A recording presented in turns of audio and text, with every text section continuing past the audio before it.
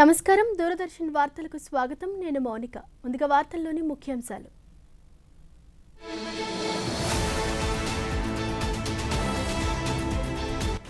రేపటి నుంచి 5 రోజుల పాటు రాష్ట్రపతి ద్రౌపది ముర్ము మధ్యప్రదేశ్ పర్యటన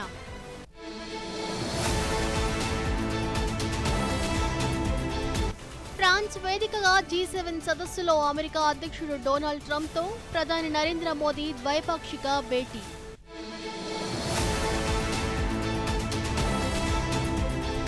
మంగళగిరి అండర్ గ్రౌండ్ డ్రైనేజీ ప్రాజెక్టుకు కేంద్ర మంత్రి పెమ్మసాని చంద్రశేఖర్, రాష్ట్ర మంత్రి లోకేష్ శంకుస్థాపన.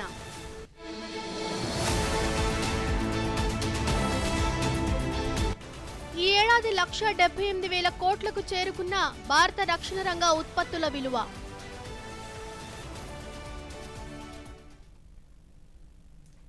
ఇక వార్తల వివరాలు చూస్తే రాష్ట్రపతి ద్రౌపది ముర్ము రేపటి నుంచి 5 రోజుల పాటు మధ్యప్రదేశ్లో పర్యటించనున్నారు.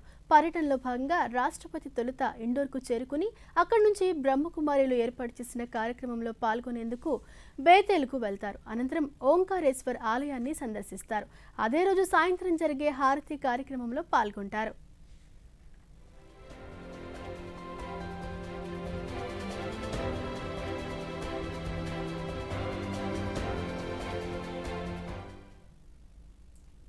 స్వాతంత్ర సమరయోధుడు అమరవీరుడు అయిన వంశీనాథన్ స్మారక దినం సందర్భంగా ఈరోజు ఉపరాష్ట్రపతి సిపి రాధాకృష్ణన్ తన నివాసంలో ఆయనకు పుష్పాంజలి ఘటించారు.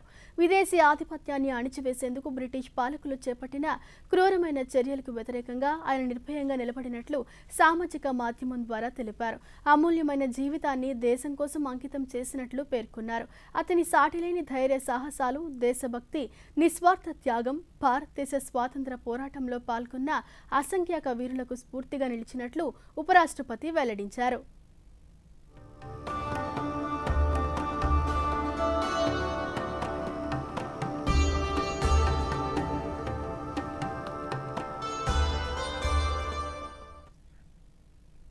ఫ్రాన్స్లో జరుగుతున్న ప్రతిష్టాత్మక G7 సదస్సు సందర్భంగా ప్రధానమంత్రి నరేంద్ర మోదీ అమెరికా అధ్యక్షుడు డొనాల్డ్ ట్రంప్తో ప్రత్యేకంగా సమావేశమయ్యారు. అనంతరం ఇరు దేశాల అగ్రనేతలు అత్యంత కీలకమైన అంశాలపై ద్వైపాక్షిక చర్చలు జరిపారు. ఈ ఉన్నత స్థాయి సమావేశంలో ముఖ్యంగా అంతర్జాతీయ సముద్ర జలాల్లో ప్రయాణించే భారతీయ నౌకా సిబ్బంది భద్రతపై ప్రధాని చర్చించారు. ప్రపంచ ఆర్థిక వ్యవస్థకు హోర్ముజ్ జలసంధిని తెరిచి ఉంచడం అత్యంత కీలకమని ప్రధాని పేర్కొన్నారు. పశ్చిమ ఆసియా ప్రాంతంలో శాంతి స్థాపనకి అమెరికా అధ్యక్షుడు డొనాల్డ్ ట్రంప్ తీసుకుంటున్న చొరవను ప్రధానమంత్రి నరేంద్ర మోదీ ఈ సందర్భంగా ప్రత్యేకంగా అభినందించారు. सभी इस बात से सहमत है कि हॉर्मुज का खुला रहना एक वैश्विक अर्थव्यवस्था के लिए बहुत ही अनिवार्य है. एक्सेलेंसी, हम हमेशा कहते रहे हैं कि फ्रीडम ऑफ नेविगेशन सुनिश्चित होना चाहिए और इस पर हम सब ने मिलकर के बल देना चाहिए. एक्सेलेंसी, आप जानते हैं कि मैरीटाइम ट्रेड की दुनिया में भारत के लाखों सी फेरर्स आज दुनिया के अलग अलग समुद्र में अपनी सेवाएं दे रहे हैं, विश्व की प्रगति में बहुत बड़ा योगदान दे रहे हैं और मैं समझता हूं कि उनकी सुरक्षा भी उतना ही महत्वपूर्ण है. एक्सेलेंसी, समझौते के लिए शांति के प्रयासों में आपने भरपूर प्रयास किया है. मुझे पूरा विश्वास है कि समझौते में सी फेरर की सुरक्षा भी सुनिश्चित होगी और उसको प्राथमिकता मिलेगी. एक्सेलेंसी, मैं फिर एक बार पश्चिम एशिया में शांति बहाल कराने के आपके भरसक प्रयासों का मैं पूरी प्रशंसा करता हूं और आपका अभिनंदन करता हूं.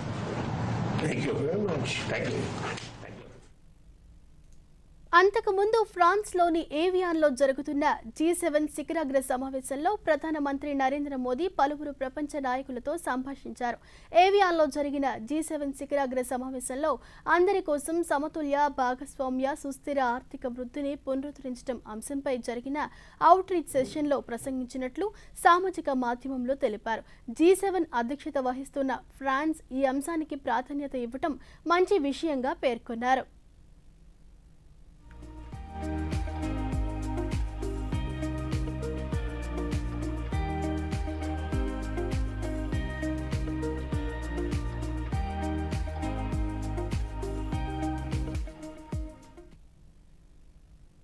G7 శిఖరాగ్ర సమావేశం సందర్భంగా ఫ్రాన్స్లోని ఏవియాన్లో జర్మనీ ఫెడరల్ ఛాన్సలర్ ఫ్రెడరిక్ మెర్చ్తో ప్రధానమంత్రి నరేంద్ర మోదీ ద్వైపాక్షిక సమావేశం నిర్వహించారు. ఛాన్సలర్ మెర్చ్తో చర్చలు చాలా ఫలవంతంగా జరిగాయని, వాణిజ్యం, పెట్టుబడులు, వలయాకార ఆర్థిక వ్యవస్థ, రక్షణ, ఐటీ రంగాలలో కలిసి పనిచేయడం ద్వారా ద్వైపాక్షిక సహకారాన్ని మరింత పటిష్టం చేసుకునే మార్గాలపై చర్చించినట్లు ప్రధాని సామాజిక మాధ్యమంలో పేర్కొన్నారు. ఇరు దేశాల మధ్య సాంస్కృతిక సంబంధాలను పెంపొందించడంపై కూడా తాము చర్చించినట్లు ప్రధాని వివరించారు.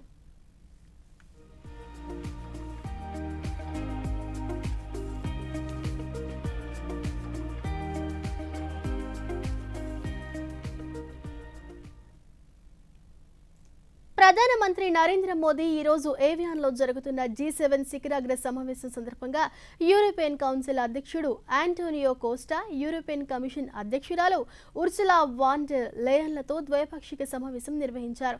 పరస్పర ఆసక్తి ఉన్న ప్రాంతీయ, ప్రపంచ సమస్యలపై ఇరు దేశాధినేతలు ప్రధానమంత్రి నరేంద్ర మోదీతో తమ అభిప్రాయాలను పంచుకున్నారు.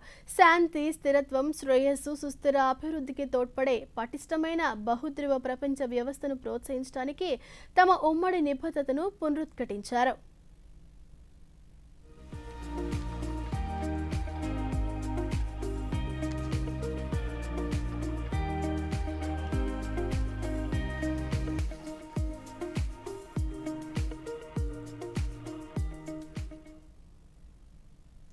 యోగాంధ్ర కార్యక్రమాన్ని విజయవంతం చేయాలని ముఖ్యమంత్రి నారా చంద్రబాబు నాయుడు అధికారులను ఆదేశించారు.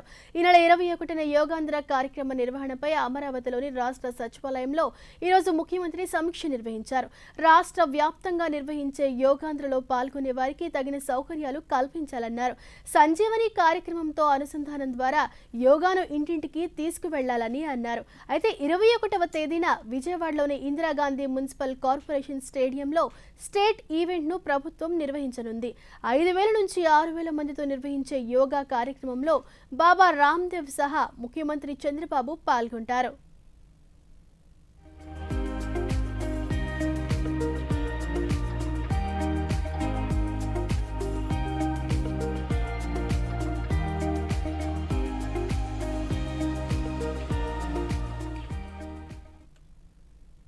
గుంటూరు జిల్లా తాడేపల్లిలోని పాతూరు రోడ్డులో మంగళగిరి, తాడేపల్లి నగర ప్రజలు ఎంతో కాలంగా ఎదురుచూస్తున్న అండర్ గ్రౌండ్ డ్రైనేజీ అభివృద్ధి పథకం మొదటి దశ పనులకు కేంద్ర గ్రామీణ అభివృద్ధి, కమ్యూనికేషన్ల శాఖ సహాయ మంత్రి డాక్టర్ పెమ్మసాని చంద్రశేఖర్తో కలిసి రాష్ట్ర ఐటీ శాఖ మంత్రి నారా లోకేష్ ఈరోజు శంకుస్థాపన చేశారు. ఈ సందర్భంగా ఏర్పాటు చేసిన శిలా ఫలకాన్ని మంత్రులు ఈరోజు ఆవిష్కరించారు.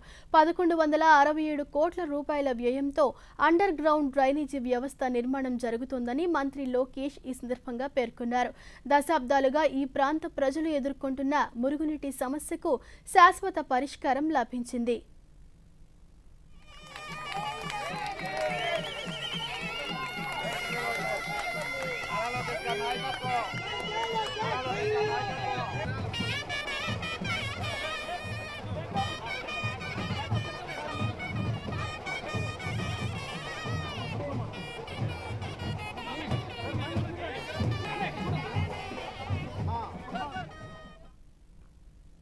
రెండేళ్లలో ప్రభుత్వం అమలు చేసిన అభివృద్ధి కార్యక్రమాలు, సంక్షేమ పథకాలు లబ్ధిదారుల జీవితాల్లో ఎన్నో మార్పులు తీసుకువచ్చినట్లు రాష్ట్ర జలవనరుల శాఖ మంత్రి నిమ్మల రామానాయుడు తెలిపారు.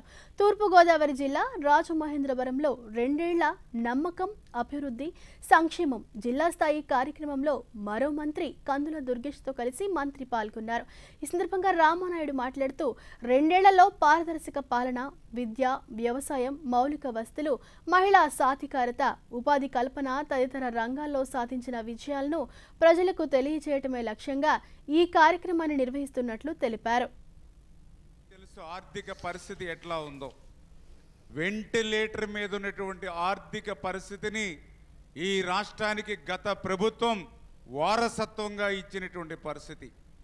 అటువంటి వెంటిలేటర్ మీద ఉన్నటువంటి ఆర్థిక స్థితి నుంచి ఈ యొక్క 2 సంవత్సరాల్లో ఆంధ్రప్రదేశ్ రాష్ట్రంలో జరుగుతున్నటువంటి అభివృద్ధి సంక్షేమాన్ని మనం ప్రతి నిత్యం కూడా మనం చూస్తూ ఉన్నాం. దివ్యాంగుల పింఛను ఈ ప్రభుత్వం ఆ 3,000 రూపాయలకి పింఛన్కి 500, 1,000 రూపాయలు కాదు, 3,000కి 3,000 కలిపి 6,000 రూపాయలు ఇస్తున్నటువంటి ప్రభుత్వం ఈరోజు కూటమి ప్రభుత్వం. కూటమి ప్రభుత్వం తల్లికి వందనం కింద ఎంతమంది పిల్లలుంటే అంతమందికి ఈరోజు తల్లికి వందనం. కాకినాడ జిల్లా తుని మండలం సిహెచ్ అగ్రహారంలో అదృశ్యమైన బాలిక కుటుంబ సభ్యులను రాష్ట్ర హోంమంత్రి వంగలపూడి అనిత, రాజ్యసభ సభ్యుడు సానా సతీష్ ఈరోజు పరామర్శించారు. చిన్నారి తల్లిదండ్రులకు ధైర్యం చెప్పి ప్రభుత్వం అన్ని విధాలుగా అండగా ఉంటుందని భరోసా కల్పించారు. అనంతరం మంత్రి మాట్లాడుతూ చిన్నారి అదృశ్యం కావడం అత్యంత బాధాకరమైన సంఘటనని, బాలిక ఆచూకీ కోసం పోలీసులు, ఎస్డీఆర్ఎఫ్, ఎన్డీఆర్ఎఫ్ బృందాలు, డాగ్ స్క్వాడ్, డ్రోన్లు, అటవీశాఖ సిబ్బందితో కలిసి విస్తృతంగా గాలింపు చర్యలు కొనసాగిస్తున్నట్లు తెలిపారు. మొన్న 6వ తారీఖున మనకి జ్ఞానేశ్వరి అని ఒక 2 సంవత్సరాల ఆడబిడ్డ ఇక్కడే ఆడుకుంటూ కనిపించకుండా పోయింది. గ్రామస్తుల్లో కొంతమంది డిపార్ట్మెంట్ కి ఇలా ఒక చంటి పిల్ల కనిపించకుండా పోయిందని సంగతి తెలిస్తే ఇమ్మీడియట్ గా డిపార్ట్మెంట్ అంతా కూడా ఇక్కడికి వచ్చి సెర్చ్ చేయడం మొదలు పెట్టారు. డిపార్ట్మెంట్ తెలుసుకొని ఇక్కడికి రావడానికి ముందే సుమారుగా గ్రామస్తులు కూడా ఒక 200 మందికి పైగా ఆ చంటిబిడ్డ గురించి ఎతకడం కూడా ప్రారంభించారు. గవర్నమెంట్ కూడా ఇమీడియట్ గా పోలీస్ డిపార్ట్మెంట్ చర్యలు తీసుకొని వెంటనే ఎస్డీఆర్ఎఫ్ టీమ్ ని డిప్లాయ్ చేసుకున్నాం. ఎస్డీఆర్ఎఫ్ టీమ్ తో పాటు ఏఎన్ఎస్ పార్టీస్ ని కూడా తీసుకొచ్చి ఇక్కడ సెర్చ్ చేయడం మొదలు పెట్టాం. ఓవరాల్ గా జిల్లాలో ఉన్న పోలీస్ పార్టీస్ అన్నిటిని తీసుకొచ్చి ఈ సెర్చింగ్ లో మనం యూజ్ చేసాం. మానవతా దృక్పథంతో మనం సర్వీస్ చేయడానికి లేకపోతే వాళ్ళకి సపోర్ట్ గా నుంచోడానికి చూడాలి తప్పించి దయచేసి సామాజిక మాధ్యమాల ద్వారా తప్పుడు వార్తల్ని విజయవాడ అంతర్జాతీయ విమానాశ్రయాన్ని దేశానికే తలమానికంగా అభివృద్ధి చేస్తామని కేంద్ర ఉక్కు పరిశ్రమల శాఖ సహాయ మంత్రి భూపతిరాజు శ్రీనివాస వర్మ పేర్కొన్నారు. విమానాశ్రయంలో నూతన టెర్మినల్ నిర్మాణ పనులను మంత్రి ఈరోజు పరిశీలించారు. ఈ సందర్భంగా శ్రీనివాస వర్మ మాట్లాడుతూ అభివృద్ధి, ప్రజా సంక్షేమమే ప్రభుత్వ లక్ష్యమన్నారు. ప్రధాని మోదీ నేతృత్వంలో దేశం అన్ని రంగాల్లో వృద్ధి చెందుతోందని, దేశంలో మౌలిక సదుపాయాలకు అధిక ప్రాధాన్యం ఇస్తున్నారని తెలిపారు.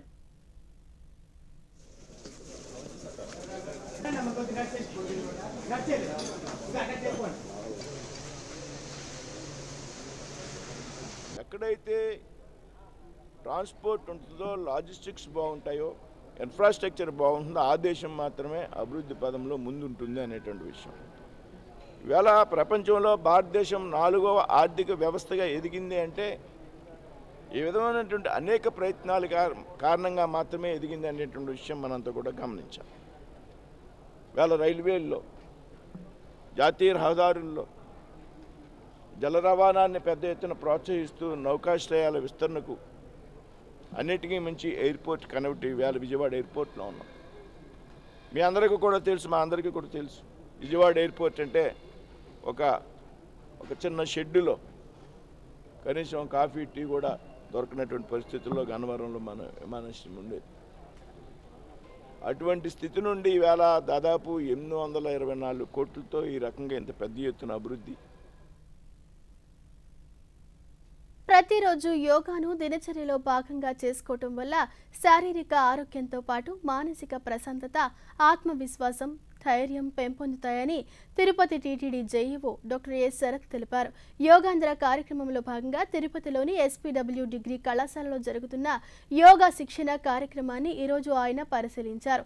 ఈ సందర్భంగా జేఈఓ మాట్లాడుతూ టీటీడీ ఉద్యోగులకు ఈ నెల 7 నుండి 21 వరకు 15 రోజుల పాటు యోగా శిక్షణ నిర్వహిస్తున్నట్లు తెలిపారు.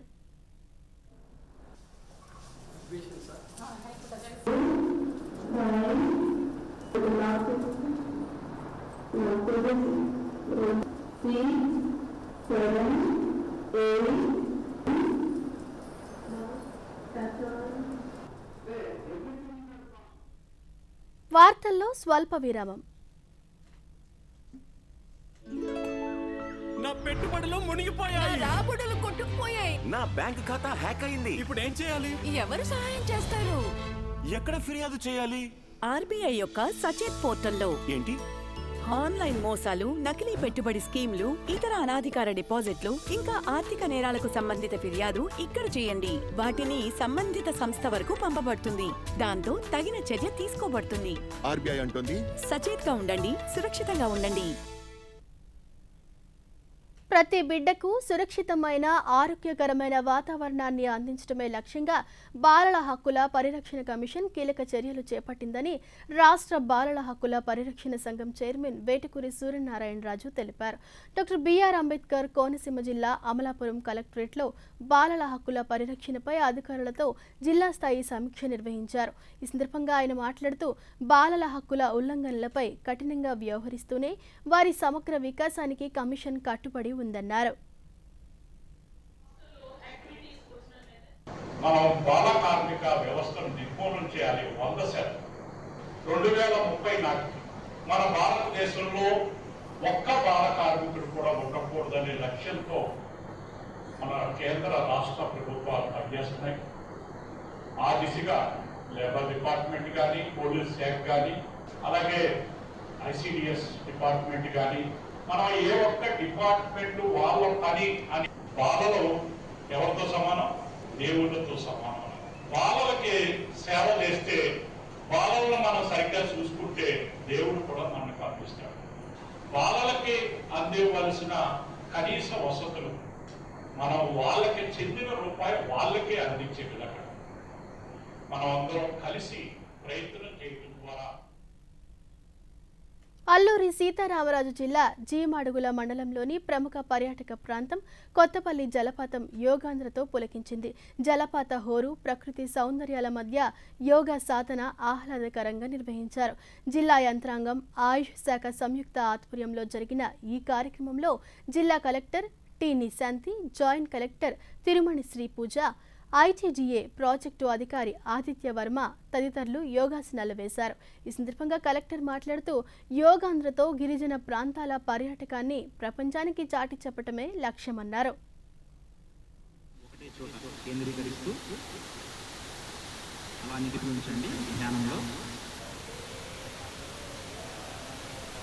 సర్వే భద్రాణి పశ్యంతు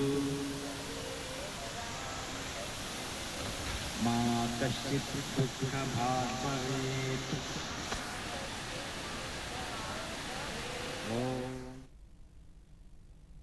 విజయవాడలోని ప్రసిద్ధ పుణ్యక్షేత్రం ఇంద్రకీలాద్రిపై శ్రీ దుర్గా మల్లేశ్వర స్వామి వార్ల దేవస్థానంలో ఈరోజు సామూహిక అక్షరాభ్యాస మహోత్సవం వైభవంగా నిర్వహించారు. నిజ జ్యేష్ఠ తదియ సందర్భంగా ఈ మహోత్సవాన్ని నిర్వహించారు.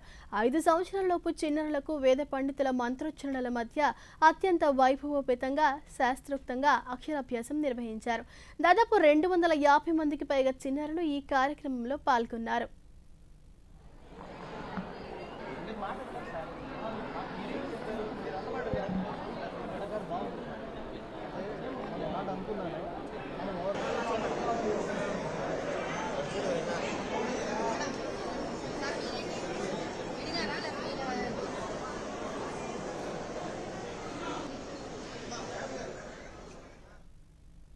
కేంద్ర ప్రభుత్వం ప్రతిష్టాత్మకంగా అమలు చేస్తున్న వ్యవసాయ పథకాలు దేశవ్యాప్తంగా అన్ని వర్గాల ప్రజల అభ్యున్నతికి తోడ్పడుతూ ముఖ్యంగా అన్నదాతలను ఆర్థికంగా బలోపేతం చేస్తున్నాయి.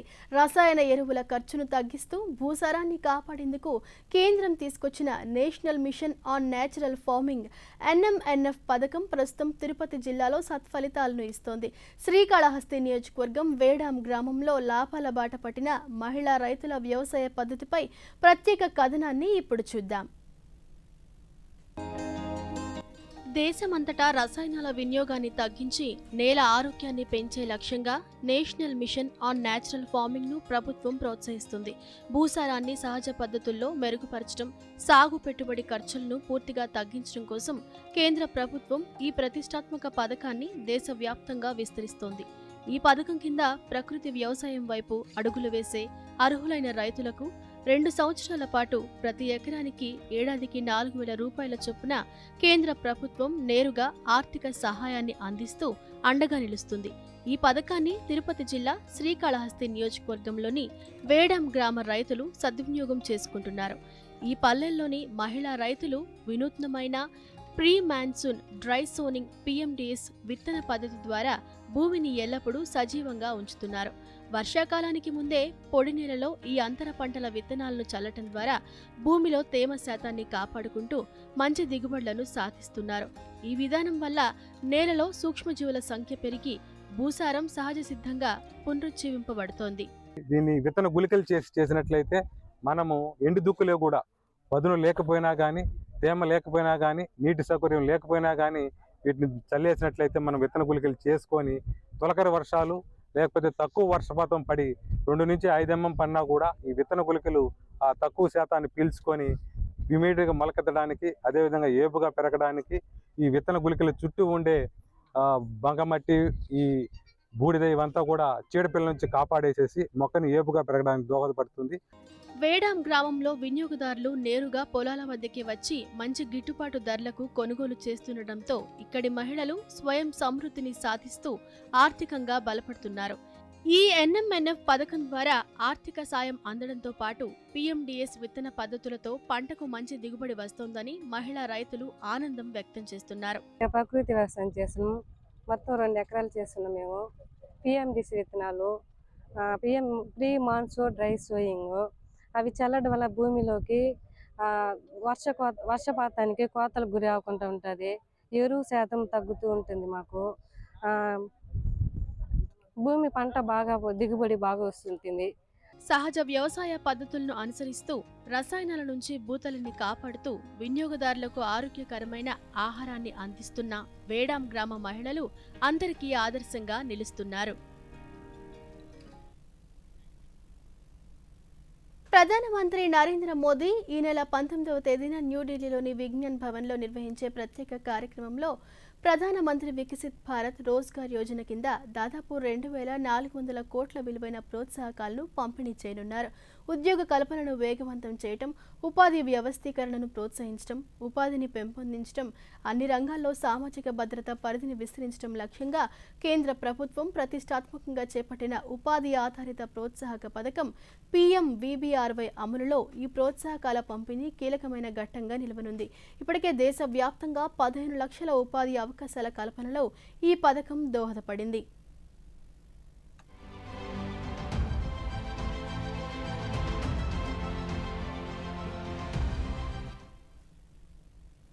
కేంద్ర హోం సహకార శాఖ మంత్రి అమిత్ షా జాతీయ cyber crime help line number 1930 పనితీరును ఈరోజు సమీక్షించారు.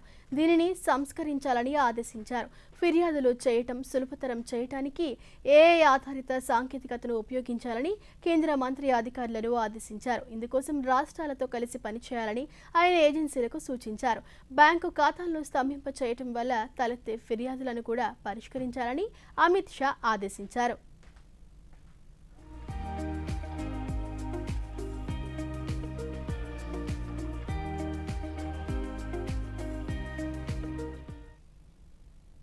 ఫిట్ ఇండియాలో ప్రతి ఒక్కరూ భాగస్వాములు కావాలని కేంద్ర కార్మిక ఉపాధి శాఖ మంత్రి మన్సుఖ్ మాండవీయ అన్నారు. ఫిట్ ఇండియా కార్యక్రమంలో భాగంగా ముంబైలో చేపట్టిన fit India cyclothon cycling by the sea కార్యక్రమంలో మంత్రి ముఖ్య అతిథిగా పాల్గొన్నారు.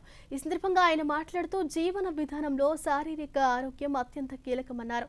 ప్రతి ఒక్కరూ తమ ఆరోగ్య సంరక్షణకు ప్రాధాన్యత ఇవ్వాలని అన్నారు.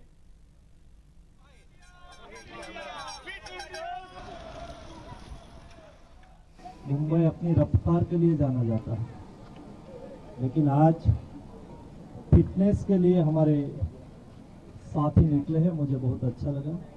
फिटनेस जीवन के लिए बहुत जरूरी है. मोदी जी ने विकसित भारत बनाने की बात तो कही है, लेकिन भारत को विकसित बनाना है तो देश के नागरिक स्वस्थ रहे बहुत जरूरी है. जो सिटीजन फिट रहेगा तो सोसाइटी स्वस्थ रहेगी और स्वस्थ समाज ही समृद्ध राष्ट्र बना सकता है. इसलिए భారత రక్షణ రంగం స్వయం సమృద్ధి దిశగా ముందుకు సాగుతోంది. ప్రధాని నరేంద్ర మోదీ నాయకత్వంలోని ఆత్మ నిర్భర్ భారత్ పిలుపుతో దేశీయ రక్షణ ఉత్పత్తుల తయారీ సరికొత్త మైలురాయిని అధిగమించింది. 2025-26 ఆర్థిక సంవత్సరంలో భారత రక్షణ రంగ ఉత్పత్తుల విలువ ఏకంగా 178,000 కోట్లకు చేరుకుంది. ఇప్పటివరకు ఇదే అత్యధికమని కేంద్ర రక్షణ మంత్రి రాజ్నాథ్ సింగ్ సామాజిక మాధ్యమం వేదికగా వెల్లడించారు. గత ఆర్థిక సంవత్సరంతో పోలిస్తే ఇది 15.6% ఎక్కువగా నమోదైంది. 2020-21 ఆర్థిక సంవత్సరంతో చూస్తే అంటే 5 ఏళ్లలో రికార్డు స్థాయిలో 110% వృద్ధి నమోదు చేసింది. ప్రభుత్వం నుంచి నిరంతర విధానపరమైన మద్దతు, కొత్త ఆవిష్కరణలతో రానున్న రోజుల్లో రక్షణ రంగం మరింత వేగంగా ముందుకు సాగుతుందని ఆశాభావం వ్యక్తం చేశారు.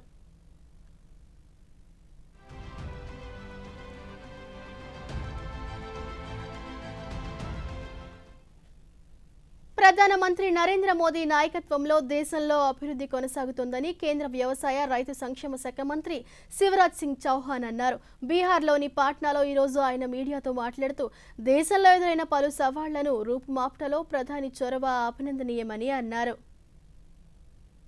आतंकवाद कुचल दिया गया है। इन 12 वर्षों में नक्सलवाद ने दम तोड़ दी है। देश की सीमाएं सुरक्षित की गई है। बंगाल की हमें चिंता रहती थी, घुसपैठ और बाकी चीजों की, लेकिन अब वहां भी डबल इंजन की सरकार है। अब घुसपैठ का सवाल नहीं है। कश्मीर से धारा 370 समाप्त की गई है। Air strike, surgical strike, operation Sindoor इस बात के परिचायक है कि राष्ट्र हितों के साथ कोई समझौता नहीं। రక్షణ కార్యదర్శి రాజేష్ కుమార్ సింగ్ జారీ చేసినట్లుగా పేర్కొంటూ ఆపరేషన్ సింధూర్ 2.0 కోసం సన్నాహాలు చేయాలని ప్రతిపాదిస్తున్నట్లు ప్రచారం అవుతున్న లేఖలో వాస్తవం లేదని భారత పత్రికా సమాచార కార్యాలయం పిఐబి పేర్కొంది. ఈ లేఖ పూర్తిగా నకిలీదని, ఇది రక్షణ కార్యదర్శి కానీ రక్షణ మంత్రిత్వ శాఖ కానీ జారీ చేసినది కాదని పిఐబి ఫ్యాక్ట్ చెక్ పేర్కొంది. ఆన్లైన్లో ప్రచారం అవుతున్న నకిలీ వార్తల పట్ల జాగ్రత్తగా ఉండాలని సూచించింది.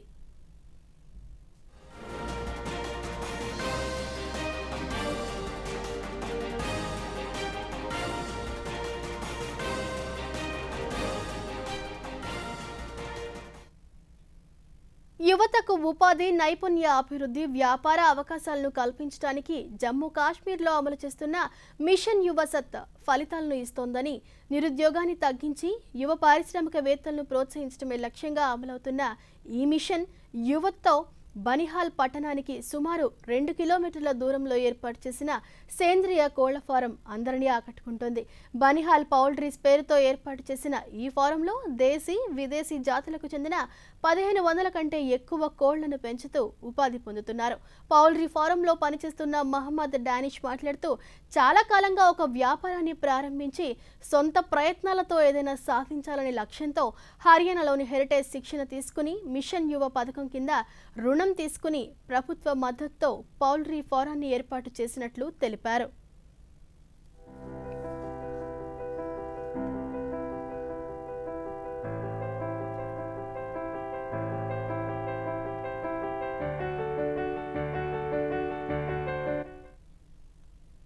దేశీయ స్టాక్ మార్కెట్ సూచీలు వరుసగా 4వ రోజు లాభాల్లో ముగిశాయి.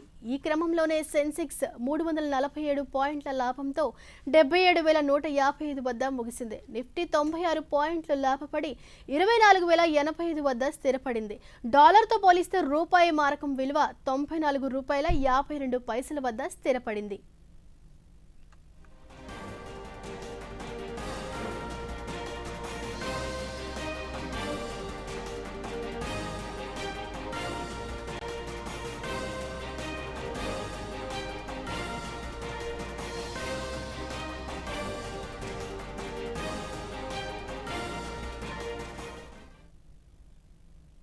వార్తలు ముగించే ముందు ముఖ్యాంశాలు మరోసారి.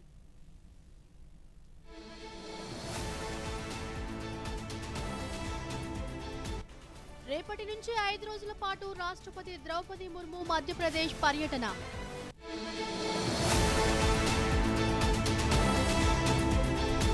ఫ్రాన్స్ వేదికగా G7 సదస్సులో అమెరికా అధ్యక్షుడు డొనాల్డ్ ట్రంప్తో ప్రధాని నరేంద్ర మోదీ ద్వైపాక్షిక భేటీ.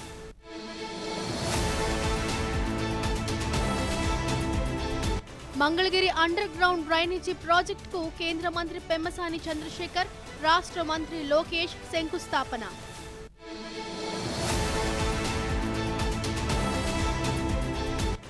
ఈ ఏడాది 1,78,000 కోట్లకు చేరుకున్న భారత రక్షణ రంగ ఉత్పత్తుల విలువ.